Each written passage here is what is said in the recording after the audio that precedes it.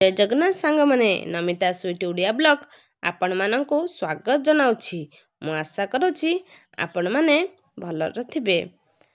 ଆମେ ଆଜି ଗୋଟେ ସୁନ୍ଦର କାହାଣୀଟିଏ ଶୁଣିବା। କାହାଣୀଟି ହେଲା ସୁନା ଅଣ୍ଡା ଦିଆ କୁକୁଡ଼ାର କାହାଣୀ। ଆଉ ଅତି ଲୋଭରୁ ଆମକୁ କ'ଣ ସବୁ ମିଳେ ତା ବିଷୟରେ ଜାଣିବା। ଚାଲ ଆମେ ଏହି କାହାଣୀଟିକୁ ଶୁଣିବା। ଦିନେକର କଥା। ଗୋଟେ ଗାଁରେ ରହିମ ବୋଲି ଜଣେ କୃଷକ ବସବାସ କରୁଥିଲା। କୃଷି କାର୍ଯ୍ୟ କରି ତାର ପରିବାର ଚଳାଉଥିଲା। ସବୁଦିନ କ୍ଷେତକୁ ଯାଇ କ୍ଷେତର ରକ୍ଷଣାବେକ୍ଷଣ କରେ।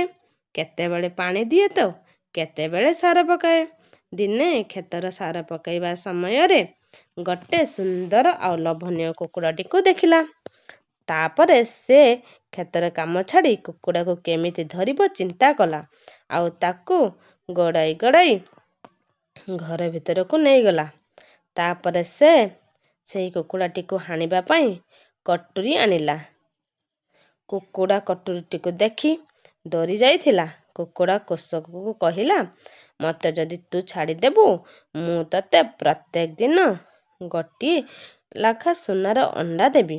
ଆଉ ତୁ ନେଇ ତାକୁ ସୁନା ଦୋକାନରେ ବିକ୍ରି କରି ଘର ଚଳାଇବୁ।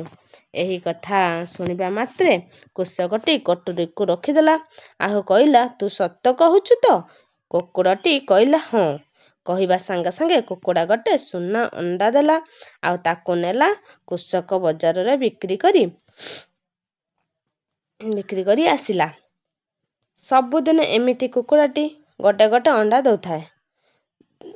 କୃଷକଟି ପ୍ରତ୍ୟେକ ଦିନ ସେ ଅଣ୍ଡାଟିକୁ ନେଇ ବଜାରରେ ବିକ୍ରି କରି ବଡ଼ ଲୋକ ମଧ୍ୟ ହୋଇଗଲା। ସେ ଆଉ ତା ସ୍ତ୍ରୀ ବହୁତ ଖୁସିରେ ରହିଥାନ୍ତି।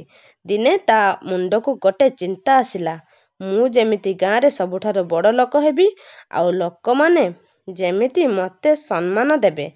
ଏହା ଭାବି କହିଲା, କୁକୁଡ଼ାଟା ପ୍ରତ୍ୟେକ ଦିନ ଗୋଟେ ଅଣ୍ଡା ଦେଉଛି। ଏଥିରେ କ'ଣ ମୁଁ ବଡ଼ ଲୋକ ହୋଇପାରିବି?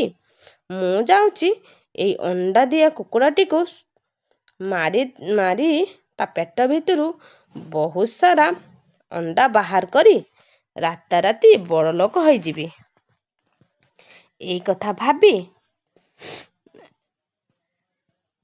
ଏହି କଥା ଭାବି କୃଷକଟି କୁକୁଡ଼ାଟିକୁ ମାରିଦେଲା।